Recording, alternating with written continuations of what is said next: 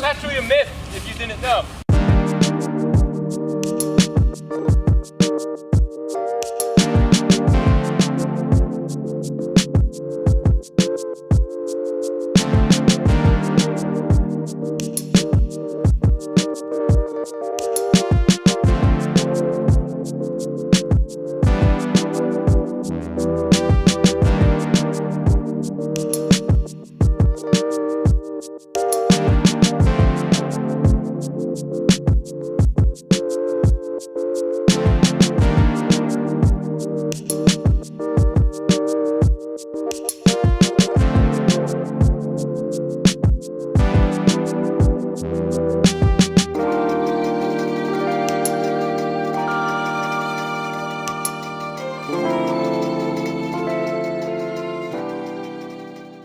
What is your wheel fit, man? Yeah, I'm on a 22 by 265 35. Jeez. So pretty skinny tire, very big wheel.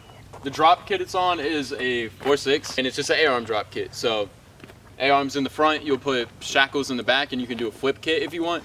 But all it is in the front is A-arms, back is on shackles and a flip kit. Took out a few leaf springs. And when I go to airbags, I do have to put a 4-link in the back. Putting a truck on airbags is just way different, like price-wise. You have to redo your whole rear member, cut your bed. Damn. You have to cut the inner fenders and get mini tubs to put in the front. It's really a handful. It's cool to see you like running into difficult projects and then overcoming those obstacles. Luckily, I almost never rub.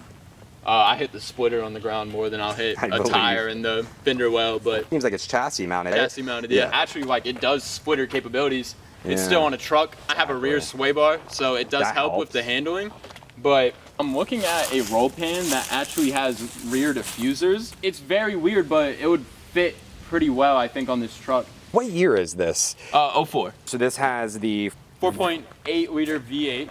All right. It's a Vortec. Higher revving compared to the 5.3, right? Yeah. So engine-wise, is it mostly stock? Yeah, so all it is now is cold air intake, tuned on 93 through my Edge tuner I have in the car. So your tune comes through that A programmer. It displays gauges, right? As Yeah, well. displays all my gauges I need. It will tell me how much gas I have, horsepower, RPM, mile per hour. Basically anything. any sensor you can hook up to it. 50 different things that it'll do. That middle console is from a Cadillac Escalade that we put in there because it used to have the little fold down middle seat. I didn't want that, so I put electric windows in it.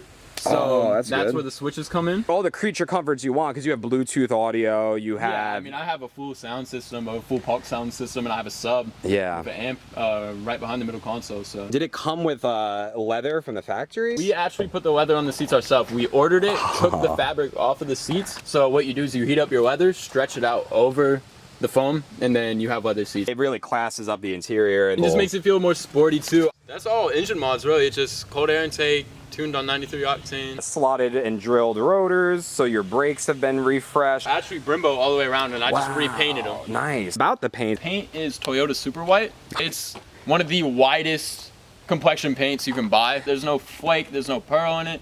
None of that. It's gloss white. Gloss white, that's all it is. You and your dad in the garage, right? Yeah, this truck has been painted a total of, the bed's been painted 3 times, and the cab and everything else have been painted about twice. To me, I think a big part of participating in it is demonstrating the level of detail keeping a clean car clean takes. Yes. Like engine bay, its interior, its paint, it's your wheels. Just getting an orbital buffer and some polish to get some swirl marks out. People want to come in there saying, oh, I have a nice and pretty and beautiful show car. It's low, it's on bags, and then it has torn up wrap, shitty paint with swirl marks in it. When you I see have it. a damn Cateye Chevy with better paint than y'all boy. And this is my daily driver. I don't get to take care of this paint because I have to drive it every day. If you're not garage keeping your car, it's an uphill battle with paint.